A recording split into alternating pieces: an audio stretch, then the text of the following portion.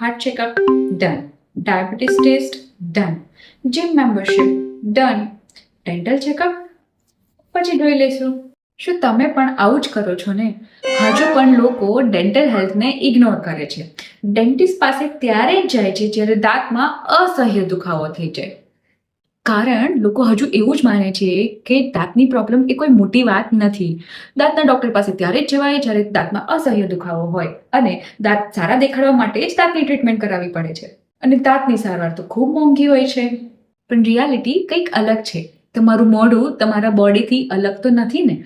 એટલે મોઢામાં થતું ઇન્ફેક્શન, પેઢામાંથી લોહી નીકળવું કે દાંત મિસિંગ હોવા, દાંત ના હોવા, આ બધા જ કારણો તમારા હાર્ટ રિલેટેડ, તમારા ડાયાબિટીસને રિલેટેડ, તમારા કોન્ફિડન્સ અને તમારા ઓલ ઓવર બોડીની હેલ્થને અફેક્ટ કરે છે. એટલા માટે જ આ વિડીયોને અવેરનેસ તરીકે જુઓ અને રેગ્યુલર ડેન્ટલ ચેકઅપ કરાવો. દર 6 મહિને ડેન્ટિસ્ટ પાસે ચેકઅપ કરાવવું જરૂરી છે. કારણ કે ઓરલ હેલ્થને ઇગ્નોર કરવું મતલબ ઓવરઓલ હેલ્થને ઇગ્નોર કરવું. અને આવી જ ઇન્ફોર્મેશન માટે ફોલો કરો.